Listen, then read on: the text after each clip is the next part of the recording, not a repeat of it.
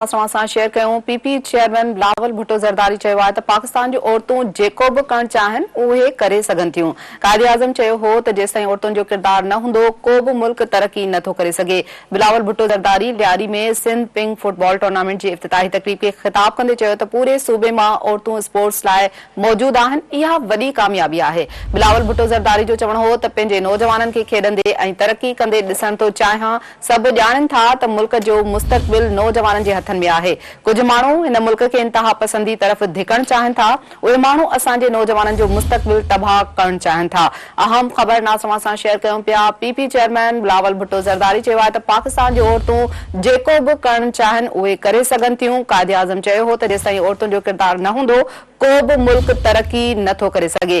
PP chairman Bilawal Bhutto Zardari चयो त लियारी में सिंध पिंक फुटबॉल टूर्नामेंट जी इफ़्तिताही तक़रीब में शिरकत ते ख़ुशी महसूस थी रही आहे। पूरी सूबे मां औरतूं स्पोर्ट्स लाइ मौजूद आहिनि। इहा वॾी कामयाबी आहे। बिलावल भुट्टो ज़रदारी जो चवणो त पंहिंजे नौजवाननि खे खेॾंदे ऐं तरक़ी कंदे ॾिसण थो चाहियां। सभु ॼाणनि था त मुल्क जो मुस्तक़बिल नौजवाननि जे हथनि में आहे।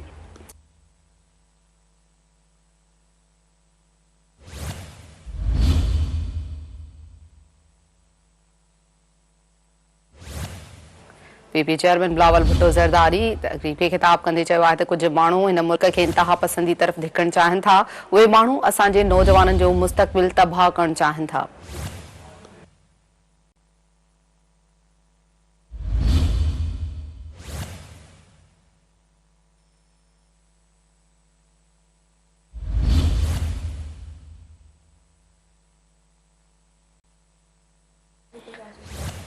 पीपी चेयरमैन बिलावल भुट्टो ज़रदारी चयो आहे त पाकिस्तान जूं औरतूं जेको बि करणु चाहिनि उहो करे सघनि थियूं।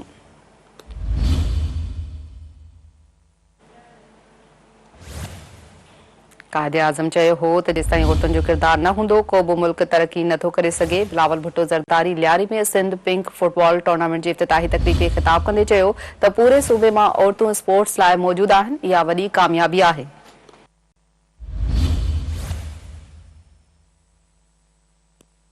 अवांखे आगाह कयूं पिया आम ख़बर जे हवाले सां। बिलावल भुट्टो ज़रदारी जो चवणु हो त पंहिंजे नौजवाननि खे खेॾंदे ऐं तरक़ी कंदे ॾिसण थो चाहियां। सभु ॼाणनि था त मुल्क जो मुस्तक़बिल नौजवाननि जे हथनि में आहे।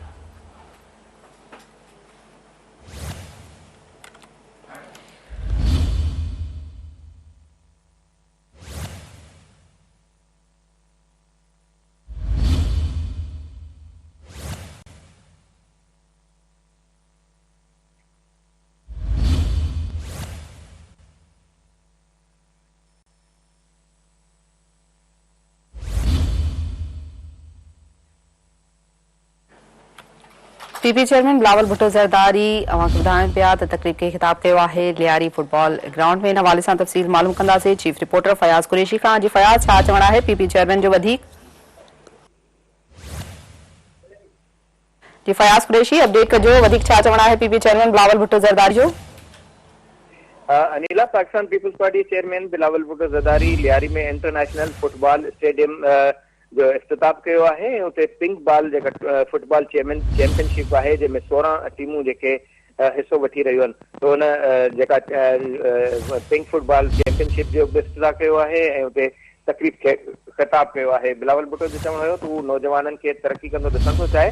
कराची ते न सिर्फ़ पाकिस्तान पीपल्स पार्टी जी तवजो आहे बल्कि सिंध जो वॾो वज़ीर सैयद मुराद अली शाह समूरे कराची समेत सॼी सिंध जी जेका तरक़ी जे हवाले सां मनसूबनि ऐं ॿिया जेके मामला खे ॾिसे थो। संदसि चवणु हो त हू चाहे थो त औरतूं जिते अॻिते वधनि उते कुझु कुवतूं अहिड़ियूं आहिनि जेके माण्हुनि खे इंतहा पसंदीअ तरफ़ न सिर्फ़ु आबू करण जी कोशिशि कनि थियूं बल्कि ख़ुसूसन नौजवाननि खे इंतहा पसंदी जो जेको रस्तो आहे उहो ॾेखारणु चाहिनि थो।